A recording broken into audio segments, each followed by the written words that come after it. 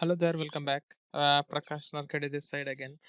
Video number 11 of this framework development series advanced level, and in this video you can expect how can we set up extend report using ITestListener, which is a part of testng. So in my previous video what I spoke about is how to create a thread safe extend report, and that is something what we need for parallel test execution. If you are not doing parallel test execution, then whatever we have done in our basic level framework, that is good enough. Okay, now switching to my video number 11, setting up extend report via testng listeners. Before I go to this, uh, let me go to my previous framework, basic level frameworks, and let me show you what we did over there. So this is some extend setup what we did in our last video, and if I go to my basic level framework, reusable components, listeners implementation. Okay, so if you see, I was starting my extend test. I was creating extend test on test start. Then on test success, I was just printing some message into my report. On test failure, I'm just doing some uh, putting out some failure message, and I'm capturing the screenshots and storing the attaching the screenshots to my extend report. All these details are in my basic level framework video. Just have a look on that. And then on test start we did set up the extend report, and on finish we did close the extend report. Now let us quickly understand what and all things we need when we talk about setting up extend report. So my very first action is going to be start test case. Okay, I'm going to start my test case. Second step, as soon as my test case is going to getting started, okay, so when I say my test case is going to start, that means that should be under @test annotation of your testng basically. Once my test case is started, the very first thing what should I do is I should create extend test, because in order to log the test case, so if I go to the extend report again, in order to log this particular test case here, I should create the object of extend test. That should be my second step. So as soon as my execution will start, it should create a node into my report, that is creating extend test object. Okay, and if we are starting the test case, if we are starting the first test case, then at the first level what we need to do is, let's say I'll call it as a 0th step, it should be create extend report, extend report object, because that is the first thing what we will be doing, is that is creating the location where we are going to store our actual extend report. That is the one time setup before we begin our test cases. Okay, so this is one time, and this creation of extend object, this is going to be per test. For each and every test case we are going to do that. Now my test execution is started. I have created the extend test object. Then what I'm going to do is, in step number 3, I'm going to log messages or whatever info or whatever you want to log, right? I'm going to log messages, errors, screenshots in report, in extend report. Okay, point number 3. Now point number 4, once my execution is done, what I will do is I will check if passed or failed or skipped or whatever status we have. Okay, so I'm going to check all the status and I'm going to log that in report. Along with that, if it is failed, then I'm going to capture the screenshot and put it into the report at the same time.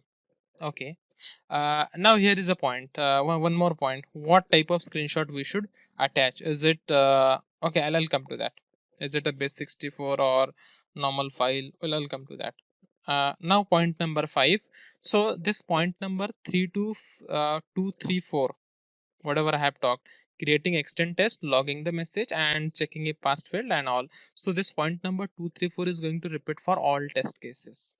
Okay, in fact 1 2 3 4 is going to repeat for all the test cases. Now once all the test case execution is completed, I should close my extend report.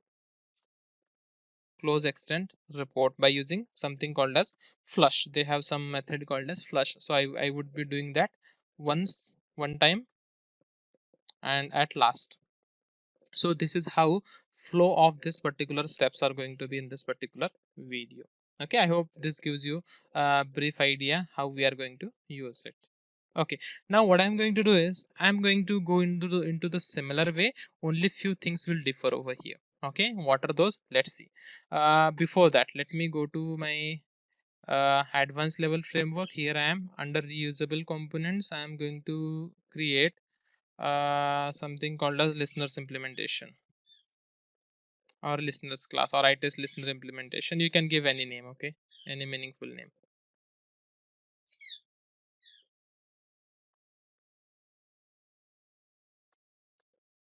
Listeners implementation, and here what we can do is we need to extend ITestListeners.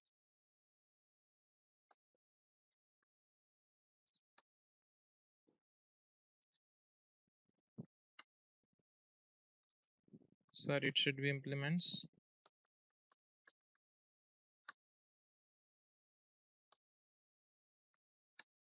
ITestListeners. Okay, now by default I don't see any error or something where it will ask me to override the methods. It is not asking. So what I need to do is I need to go to sources, override or implement methods. What and all methods I need to implement, just select them and click on OK. Great. Now I don't want all this. Okay, or better what I'll do is I will simply remove this stuff because I already have coded that in my last video, right? I'll simply copy it from there this way. Okay, the same stuff. I have written some code, so that code is going to helpful, so that's the reason I'm copying it from this. Okay, so let me close this now and let me put it here.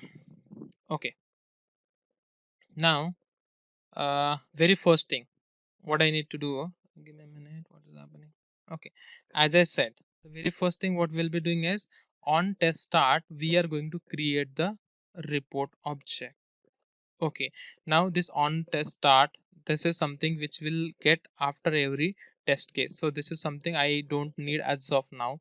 On test success, on test failure, on test skipped, on test failure, on start. Okay, so this on start is something which will be the first thing which will get invoked out of this particular class on start.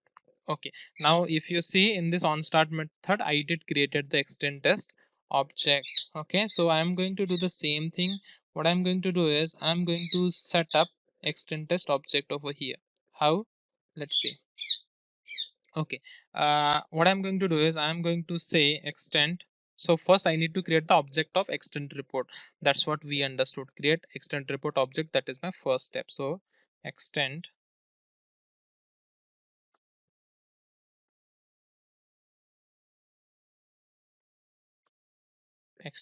reports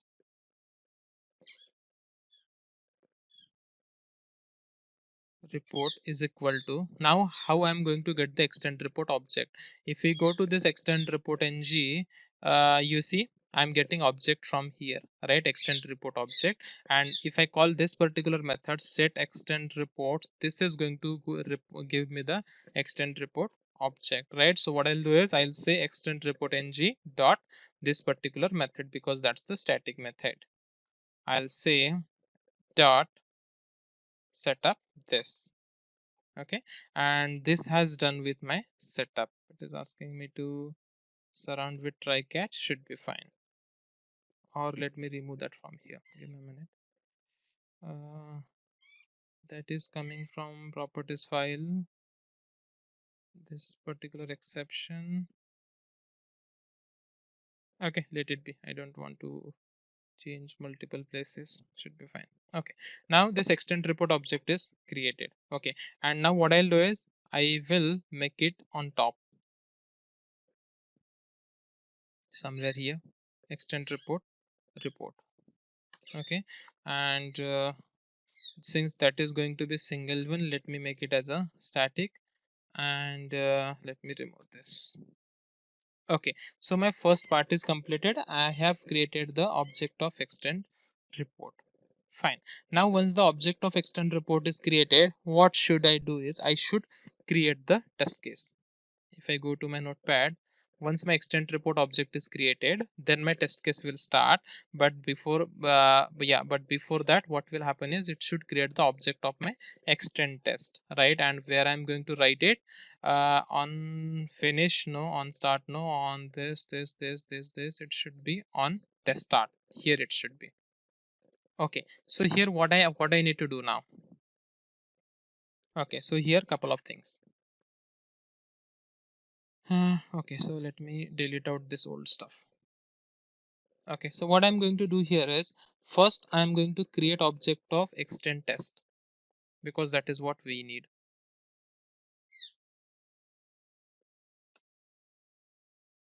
Extend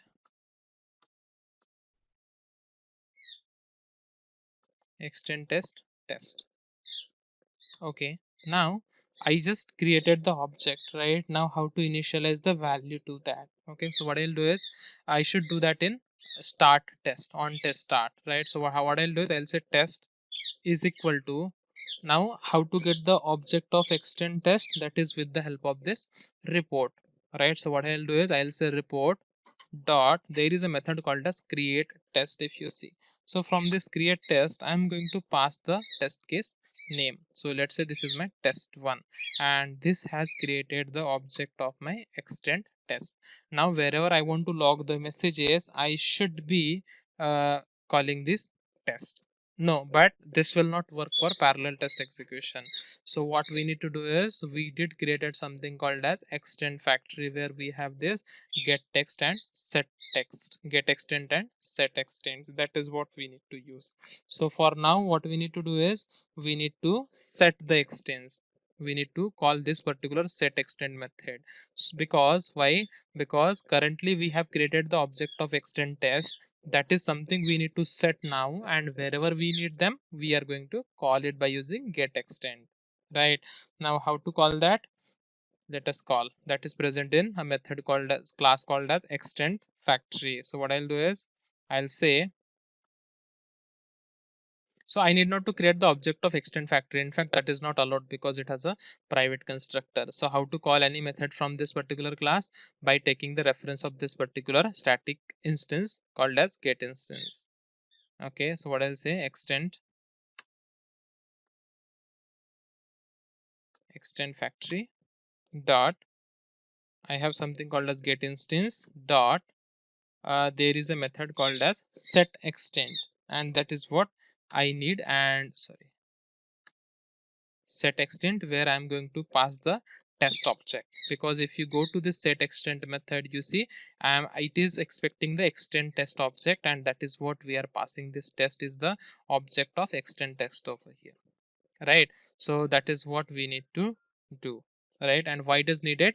Because to in parallel execution it will be creating multiple objects of test cases, extend test, so as to log the different test nodes into the report. So first we will set it, and wherever we need that we will retrieve it. Okay, so now we are done with the setting. Now wherever we want to log the message, we'll see how we can retrieve that. Okay, so I hope till now we must be clear. Okay, so on test I'm done.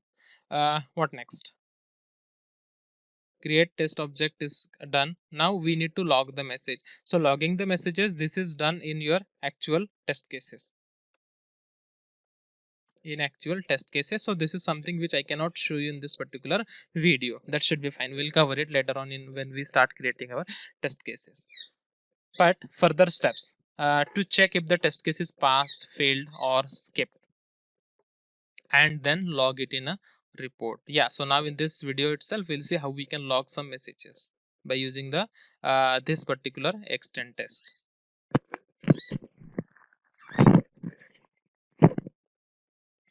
Okay, so that is something we need to check. Okay, so here we need not to check actually whether it is passed, failed, or something. What we usually do in after method. Okay, because in listeners we have a overrided method, something like test success, test failure, test skipped and all, right? So that is something not required to check the status from our side. So what we will do is directly, if my test case is success, then I should log some message into my extend report. For example, okay, this was failure, so it has logged the failure message. But if it is success, I should log some success message over here, right? At the end, that is at the end.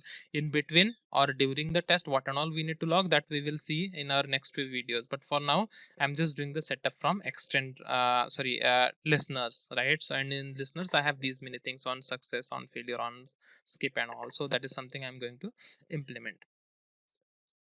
Okay, so how to log the message? Now I did simply use test.log, but if I use test.log, then again this is not this will not work for parallel test execution, because for parallel test execution it needs to be thread synchronized, right? So I did set the extent, right? Now I should get the extent in order to set the status, right? So instead of this using this test directly, what should I use is extend factory dot get instance, extend factory dot get instance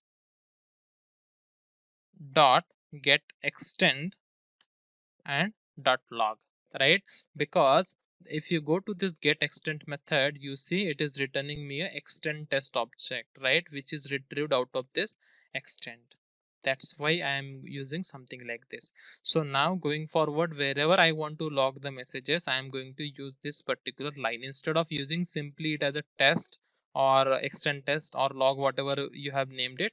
We need to use something like this, extend factory dot get instance dot get extend, right? So similar stuff. So that is in case of test success. In case of test failure, I should log something like this. The overall the remaining things will remain same, right? I need not to touch that even. I just need to change this stuff.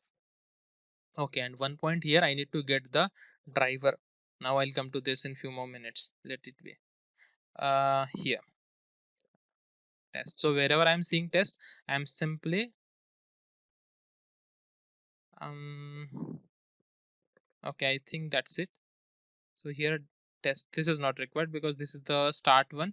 I'm creating it and setting it to extend. Okay, now here this name I have hard coded, but I can get it by using something like this, result.get method dot get method name. You can refer my previous video why I wrote something like this. I have very detailed explanation for that. Sorry, that should be here. Okay, now what will happen is, on when your test case start, it will create the object of extend test and it will get stored into your thread local. Whenever you want to log any message, you will call it something like this. So once your test case is passed, it will log the pass message. Once it is failed, it will log the failed message, because I'm retrieving the object out of my extend factory. And uh, what else, it will attach the screenshot.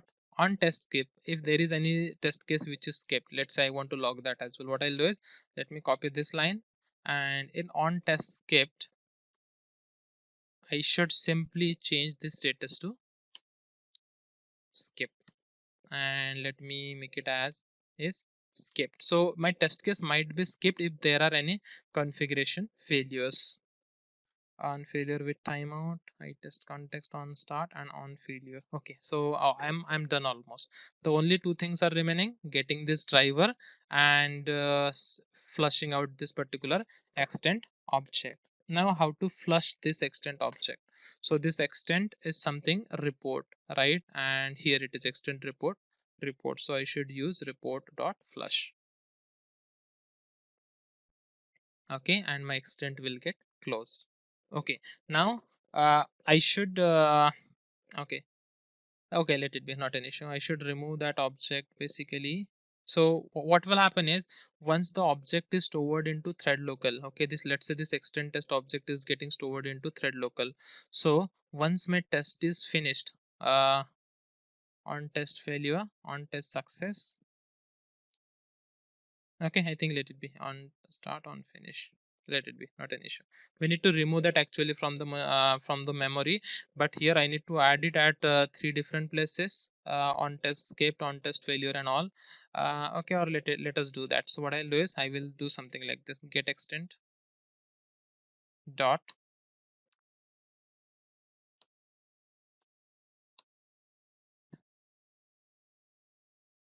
here.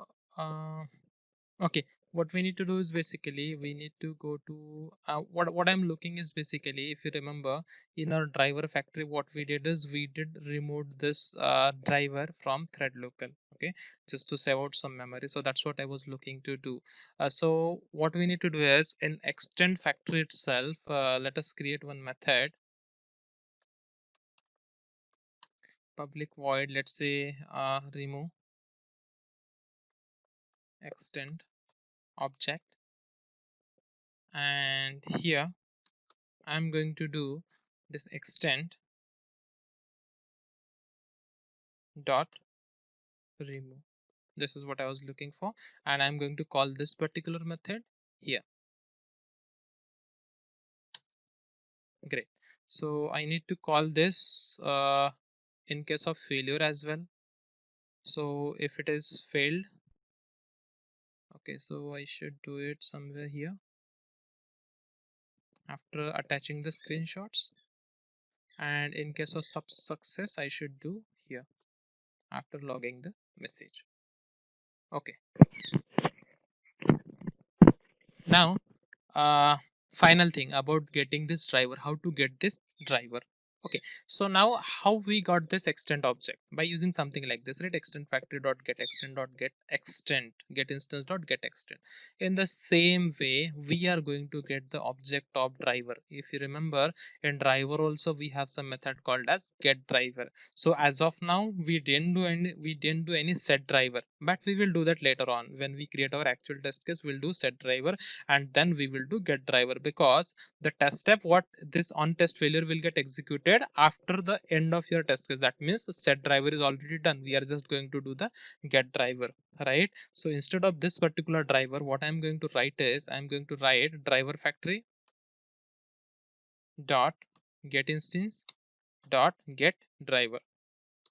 Okay, I hope you understood why I wrote something like this, because I cannot write the driver object as it is, because that's not a static object what we are using in this case. We are using a thread safe. So I should how the thread safe works: first we will set it and then we will get it. So setting part we will do in the test case, and getting part we will do something like this: driver factory dot get instance dot get driver. Okay, so yeah, I think that's pretty much okay. And one more thing I would like to tell you, so we use something called as output type dot file. Okay, and what and all options we have? We have base 64, bytes, and file. Okay, so when you do output type as a file, what happens? It stores, it creates a image file, and whenever you share the report, it will share the relative location of your image file.